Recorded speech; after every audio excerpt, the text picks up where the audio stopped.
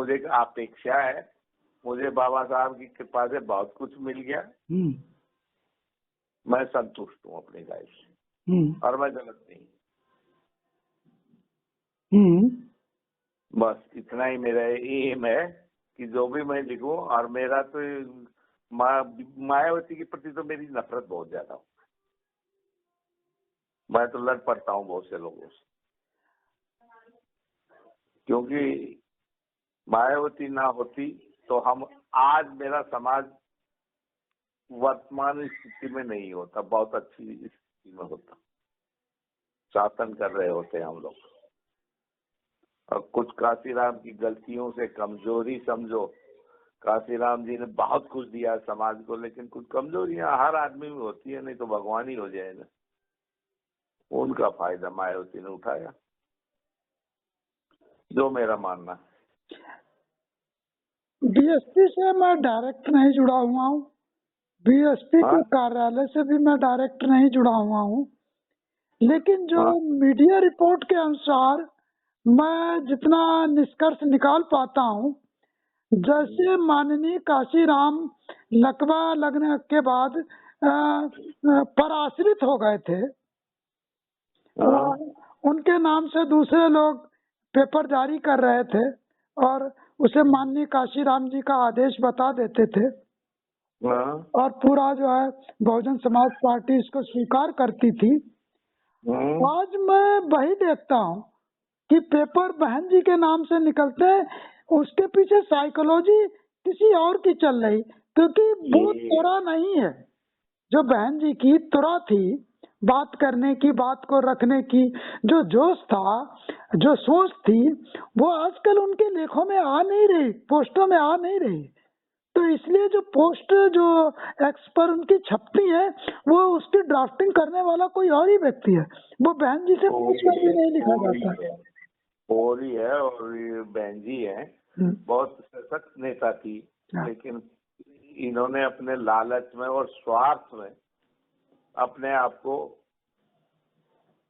कुछ भी कह लीजिए डुबो दिया या क्या कर दिया, स्वार्थ और लालच में, सत्ता का लालच में।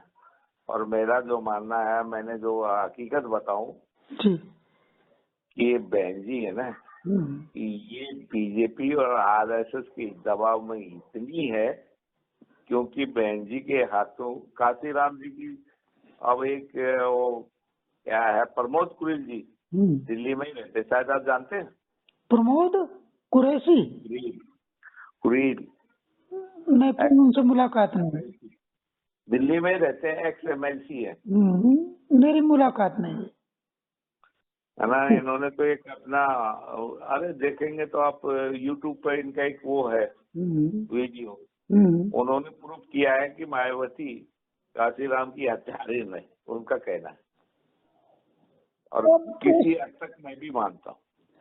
मैं उस संदर्भ में चूंकि मेरे पास डाटा नहीं है, इसलिए मैं कुछ नहीं कह सकता जी। नहीं कह नहीं सकते, मैं तो लिखता हूँ, है ना। ये मान लीजिए कि ये जो काशीराम जी है ना, जो पहली बार ये जो 1995 में जो गठबंधन हुआ था बीजेपी से, वो काशीराम जी की सहमति से नहीं था, काशीराम को मालूम ही नहीं चला।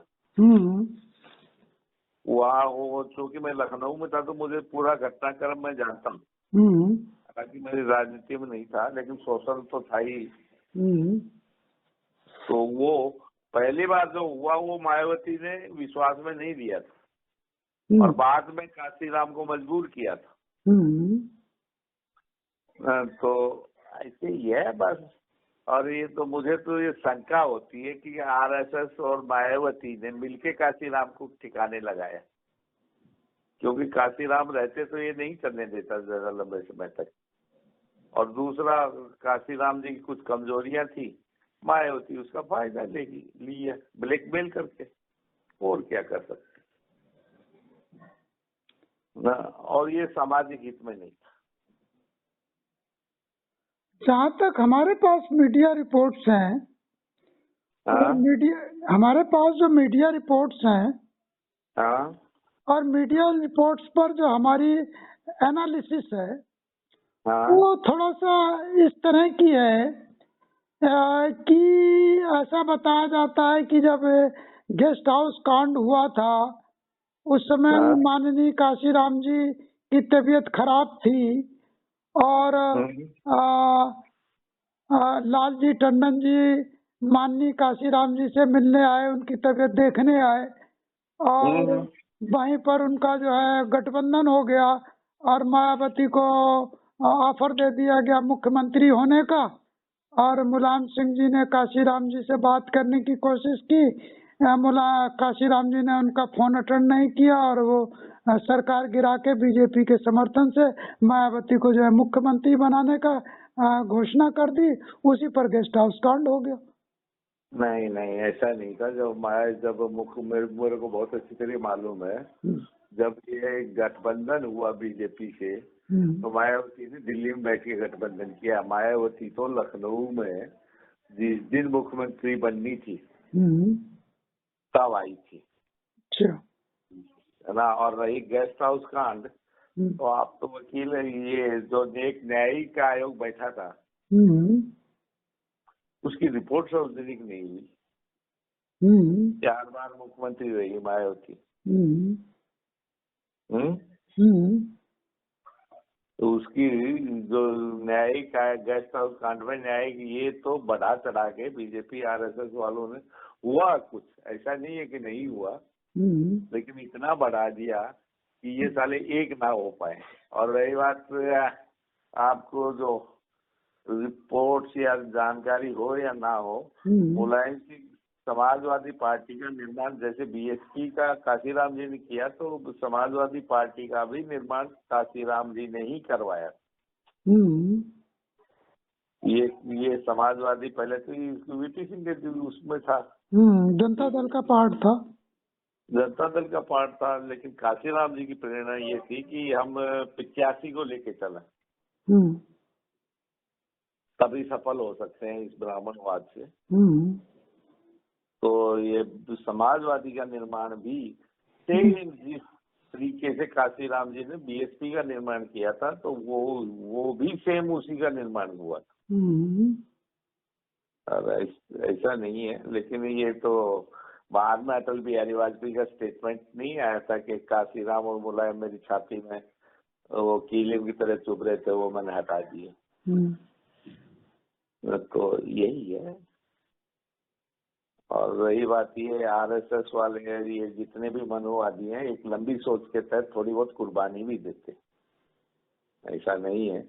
इसको मुख्यमंत्री बनाना एक कुर्बानी थी कि एक कांटा निकालना था, निकाल दिया। और फॉरएवर के लिए हम बहुजन समाज का शासन नहीं आने वाला। मनोवादी लाठी से नहीं मारता है, मनोवादी शब्द से मारता है। साहब मैं बता रहा हूँ, मनोवादी आपके जैसे बुद्ध धर्म है, बुद्ध धर्म में भी बहुत से भिक्षु मनोवादी बना के घुसेड़ रखे हैं। हाँ, आपको मैं बता दूं, मनोवादियों को आरएसएस के प्लान के अनुसार 25% बौद्ध भिक्षु मनोवादी हैं। मेरी एनालिसिस तो ये है, जितने वक्ता भिक्षु हैं, यानी बोलने वाले जितने भिक्षु हैं, उसमें आप 90-95% जो है ब्राह्मण कुल के ही पाएंगे। हाँ, ये बिल्कुल, ये जितने वक्ता हैं, वक्ताओं में होंगे 90% में भी।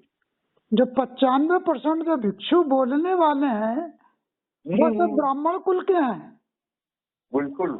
हाँ, तो फिर क्या करोगे? ये हम लोगों से 200 साल आगे है अभी। हाँ, हम लोग आ रहे, इनके लाखों लोग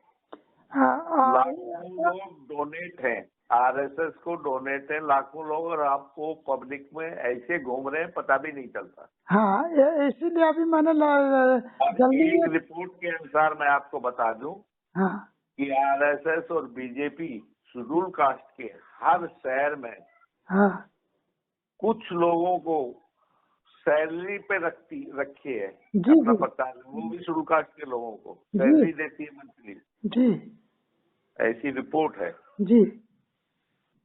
तो क्या करोगे? हमारे लोग हैं।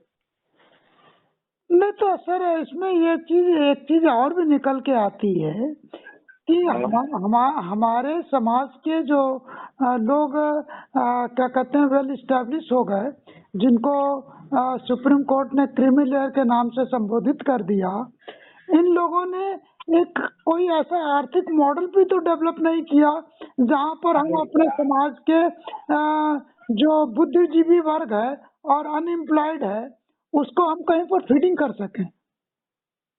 जो हमारे वेल इस्टेब्लिश क्रीमी लेयर है, हमारे सुन लीजिए मेरी बात जी, हमारे समाज में इतनी वो हो चुकी है, विश्वास फैल चुका, किसी पर जल्दी से विश्वास नहीं करते हैं हमारे समाज के लोग। हर आदमी में वो देखते हैं, कहीं न कहीं देखते हैं कि हाँ यार ये कुछ है तो नहीं है।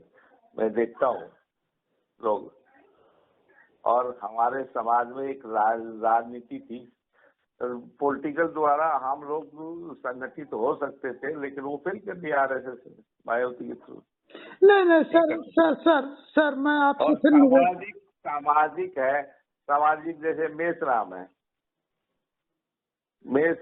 और एक बता दूं, मेषराम ही नहीं है, जितने भी बाबा साहब के नाम से संगठन बने हैं सब में कोई न कोई परमानेंट वो है। जैसे अभी आपने बताया, मैं देखता हूँ, मैं बहुत से संगठन बुलाते हैं जाते हैं तो मैं पूछता हूँ 20 साल से तुम अध्यक्ष बने हो, अरे दूसरे को भी आगे बढ़ाओ। कुछ नहीं, लोगों के चंदा वसूल करते हैं समाज से। दूसरे को आगे मत नहीं मैं इस बात को दूसरे ढंग से रखूंगा कि दूसरे को आगे मत बढ़ाओ, खुद तो आगे बढ़ जाओ। कुछ नहीं बढ़ते साहब, खुद आगे बढ़ जाओ तो पीछे की सीट अपने आप खाली हो जाएगी। तो खुद भी आगे नहीं बढ़ रहे, वो वही जहाँ जाम है, आगे कुछ नहीं बढ़ रहे, है ना। कुछ तो आगे बढ़ो। तुम अध्यक्ष हो, अध्यक्ष ही बने बैठे हो, एक जिले के मालिक हो, एक ही जिले में बने बैठे हो, दूसरे जिले को नहीं पकड़ लो। एक ही जिले में काम कर रहे हो, चार आदमी, चार दोस्त हैं, चार ही चाय तुम्हारी आती है, पांचवा कोई चाय पीने नहीं आता। क्या कर रहे हो? कोई तो बुलाओ कि भैया हम पांचवा व्यक्ति बुला रहे हैं चाय पीने के लिए। मित्रा जी, हमारे सामाजिक संगठनों में भी सब साले स्वार्थी घुसे हैं ना, मैं जो देखता हूँ। और राजनीति तो नहीं है, आपको शायद मालूम हो या ना हो, मेरा एक सगा भतीजा, बड़े भाई का लड़का, बीएसपी में कोऑर्डिनेटर है। अच्छा। और बेरोजगार था, वो बीएसपी में काम करने लगा काशीराम के टाइम से ही। गुजरात स्टेट का प्रभारी बना, और एक आगरा के हैं कोई एक्स-एमएलए जो बौद्ध महासभा चलाते। इन लोगों ने मायावती ने कुछ कहा कि वहां से पैसे सांठगांठ कर लो।